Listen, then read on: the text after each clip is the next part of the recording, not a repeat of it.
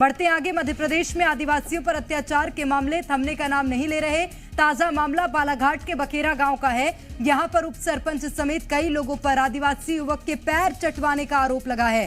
पीड़ित पर आरोपियों ने बकरी चोरी का आरोप लगाया और पुलिस में रिपोर्ट भी दर्ज कराई। पीड़ित परिवार का आरोप है कि गांव में पंचायत लगाकर उन पर 6,000 का जुर्माना लगाया और मारपीट कर पैर चटवाए। वहीं अधिकारियों ने कहा कि जांच के बाद जरूरी कार्रवाई की जाएगी।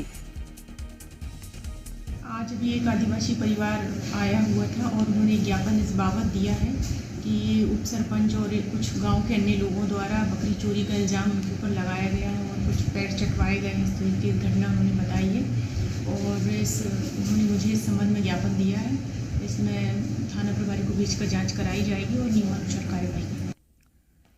और पूरे मामले की जानकारी लेंगे। इस वक्त बालाघाट से हमारे संवाददाता आशीष जुड़ गए और आकाश हमारे साथ भोपाल से लगातार बने हुए हैं। आशीष, बताइएगा पूरा मामला क्या था? पैर चटवाए गए एक आदिवासी युवक से।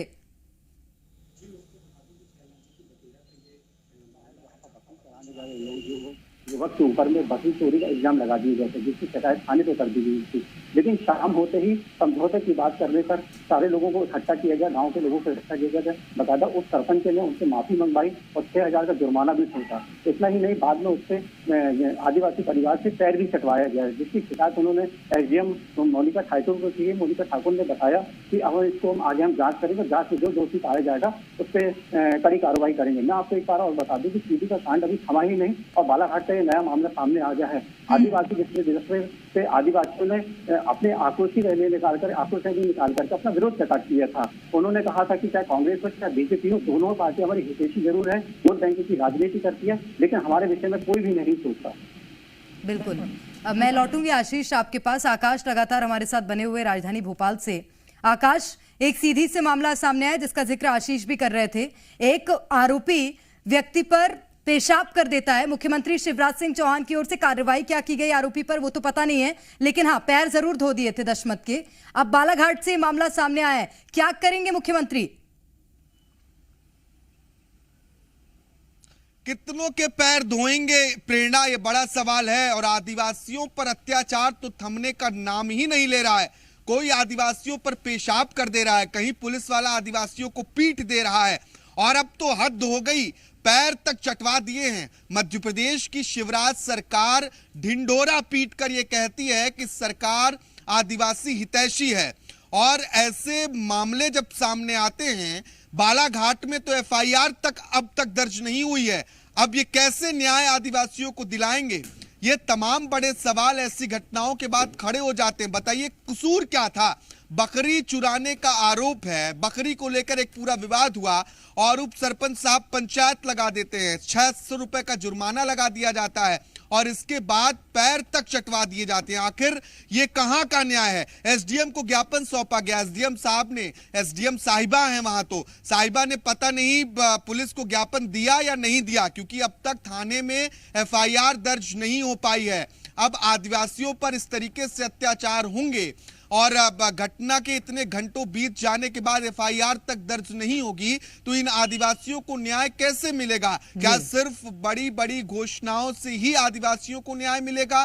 क्या इसी तरीके से मध्य प्रदेश में आदिवासी प्रताड़ित होते रहेंगे?